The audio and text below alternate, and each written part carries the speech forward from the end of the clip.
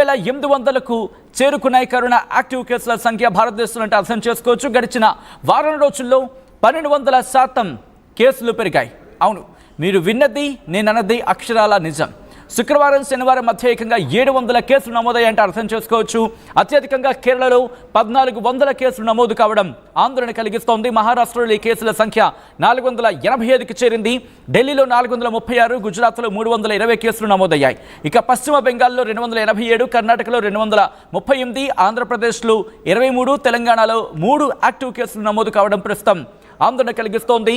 మరి ముఖ్యంగా ఇక్కడ కరోనా వేరియన్స్కి సంబంధించి మాట్లాడుకున్న సందర్భంలో LF7NB181 రిమెంబర్ 181 ఇప్పటికే ఆందోళన కలిగించింది. మరి ముఖ్యంగా కొద్ది రోజుల క్రితం మాట్లాడుకున్నట్టుగా అమెరికాలో కూడా కాస్త వేగంగా విజృంభిస్తోందను, లేకపోతే దీంతో పాటు థాయిలాండ్కి సంబంధించి కాస్త వేగంగా విజృంభిస్తుందంటూ కూడా చర్చ జరిగింది. ఈ నేపథ్యంలో NB181 వేరియంట్ ప్రస్తుతం ఎక్కడెక్కడ ఏ స్థాయిలో విజృంభిస్తోంది, ఇప్పుడు ఈ విజృంభణకు కారణం ఈ వేరియంట్ అయినా ప్రస్తుతం పూర్తి స్థాయిలో దీనికి సంబంధించి ఆ పరీక్షలు దాంతోపాటు తదనుగుణంగా దానికి సంబంధించిన కార్యాచరణ జరుగుతోంది. ఇప్పుడు అమెరికా కూడా అలర్ట్ అయింది. అమెరికా కావచ్చు, వివిధ దేశాలు అలర్ట్ అయ్యాయి. ఎందుకంటే దేశంలో ఇటు ప్రపంచవ్యాప్తంగా కూడా కరోనా మళ్ళీ కేసుల సంఖ్య పెరుగుతూ ఉండడం, దాంతోపాటు మన భారతదేశంలో 4000కు నమోదు కావడం ఆందోళన కలిగిస్తోంది. అయితే ఈ వైరస్ ప్రస్తుతం NB181 ఇంతవరకు ఉన్న వేరియంట్స్ ఒక లెక్క అయితే కనుక ఈ NB181 ఈ వేరియంట్లో మరణాలు కూడా నమోదవుతున్నాయి అనేది ఆందోళన కలిగిస్తోంది. కారణం ప్రపంచ దేశాల్లో NB181 వేరియంట్కి సంబంధించి మాట్లాడుకున్న సందర్భంలో ఒమిక్రాన్లోని NB181 వేరియంట్ అనేది చాలా త్వరితగతిన విస్తరిస్తోంది, వ్యాప్తి చెందుతోంది. దాంతోపాటు మొర్టాలిటీ రేట్ అంటే మరణాల సంఖ్య కూడా ఆందోళనకరంగానే ఉంది అంటూ కూడా మాట్లాడుకోవడం ప్రస్తుతం ఈ అంశానికి సంబంధించి తీవ్రమైన చర్చకు దారితీస్తుంది. ఇటు దేశవ్యాప్తంగా కరోనా కేసులు పెరుగుతున్నాయి. ఈ నేపథ్యంలో మరి ముఖ్యంగా వర్షాలు పడుతున్నాయి. దాంతోపాటు రాబోయేది అఫ్కోర్స్ వర్షాకాలం తర్వాత చలికాలం కాబట్టి ఈ కేసుల సంఖ్య మరింత పెరిగే అవకాశం ఉంటుంది. కాబట్టి ఆందోళన కలిగిస్తోంది. ఎందుకంటే వేరియంట్ విజృంభించినప్పుడు, మరిన్ని మ్యూటేషన్స్కి గురైనప్పుడు వచ్చే వేరియంట్స్ కాస్త వైరలెంట్గా ఉండే అవకాశం ఉంటుంది, దాంతోపాటు బలహీనంగా ఉండే అవకాశం ఉంటుంది. సో ప్రస్తుత సందర్భంలో ఇప్పుడు బలహీనపడిందా అనే అంశం కన్నా NB181 ఈ వేరియంట్ కాస్త విస్తృతంగా వ్యాప్తిలో ఉంది అనే చర్చ అయితే మాత్రం జరుగుతోంది. LF7 కావచ్చు, NB181 ఈ రెండు వేరియంట్స్కి సంబంధించి ప్రస్తుతం వేగంగా వ్యాప్తి చెందుతున్నాయనే మాట వినిపిస్తోంది. ఒమిక్రాన్కి సంబంధించి ఇంపాక్ట్ చూపించింది. గతంలో చూసాం ఆల్ఫా, బీటా, గామా, డెల్టా వీటికి సంబంధించి వేరియంట్స్ గురించి మాట్లాడుకున్నాం. ఇప్పుడు ఒమిక్రాన్ వేరియంట్ కూడా చాలా వేగంగా విస్తరిస్తోంది. ప్రపంచ దేశాన్ని ఇప్పటికే అతలాకుతలం చేసింది. మరి ముఖ్యంగా కోవిడ్ ఫస్ట్ వేవ్ కావచ్చు, Covid second wave. Covid first వేవ్లో కొన్ని దేశాలు ఇబ్బందికర వాతావరణాన్ని చవిచూశాయి. కోవిడ్-2 అంటే సెకండ్ ఫేజ్ కింద మాట్లాడుకున్నప్పుడు, లేదా కోవిడ్ సెకండ్ టైం వచ్చినప్పుడు, అంటే కోవిడ్ సెకండ్ టర్మ్కి సంబంధించి మాట్లాడుకున్న సందర్భంలో సో ఆ సిచ్యువేషన్లో ఒక ఇబ్బందికర వాతావరణం గురైంది. భారతదేశం అయితే మాత్రం సెకండ్ వేవ్లో ఒక పరిస్థితి చాలా భయానకరంగా ఉండింది. ఆక్సిజన్ అందక హాస్పిటల్ బెడ్లు దొరక్క ఆక్సిజన్ సిలిండర్స్ అందుబాటులో లేని సందర్భం కూడా మనం చూసాం. ఆక్సిజన్ సిలిండర్స్ దొరికే ఆక్సిజన్ సిలిండర్ ఒక సిలిండర్కి ఇద్దరిని కనెక్ట్ చేసిన సందర్భాలు, ఇటువంటి పరిస్థితులు చూసాం. కాసేది కాదు, రోడ్ల మీద పడుకోబెట్టేసేవారు. హాస్పిటల్ సంబంధించి ఎంట్రన్స్లోని వాళ్ళు పడుకోబెట్టేసేవాళ్ళు, అక్కడే ఆక్సిజన్ అందించేవాళ్ళు.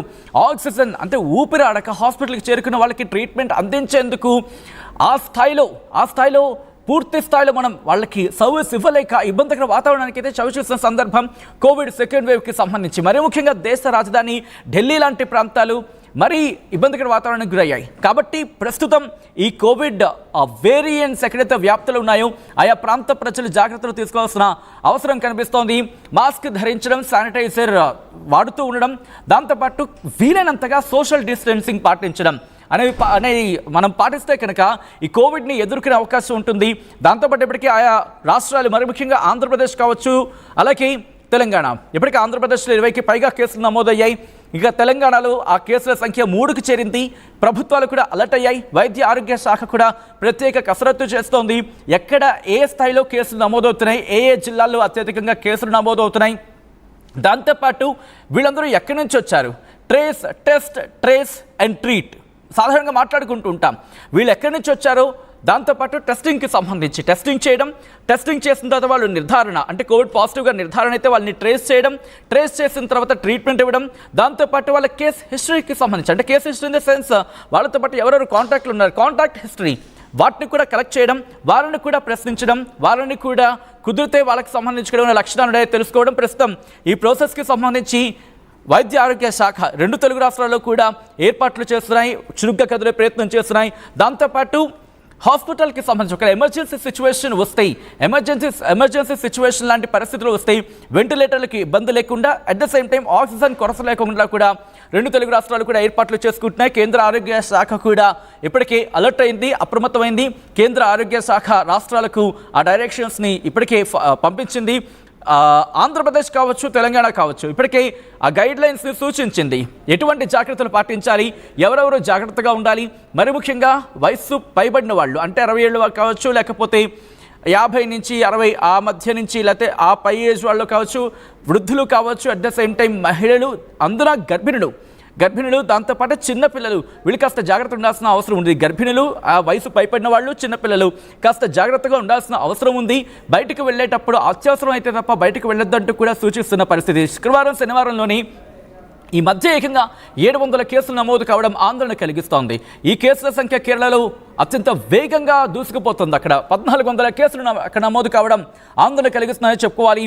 ఈ నేపథ్యంలో దేశంలో మళ్ళీ లాక్డౌన్ పెట్టాల్సిన అవసరం ఉందా? మీకేమనిపిస్తుంది కామెంట్ చేసే ప్రయత్నం చేయండి. లాక్డౌన్ పెట్టాలి, అవసరం లేదు. గుర్తుపెట్టుకోండి, లాక్డౌన్ పెట్టకూడదు అనుకుంటే కనుక మనం సెల్ఫ్ లాక్డౌన్ లాంటి సిచ్యువేషన్ పాటించాల్సింది. అదేంటది సెల్ఫ్ లాక్డౌన్ అంటే ఏంటి అని చెప్పి మాట్లాడుకుంటున్నారు కదా. ఒక పదాన్ని మనం ఎలాగైనా అన్వయించుకోవచ్చు.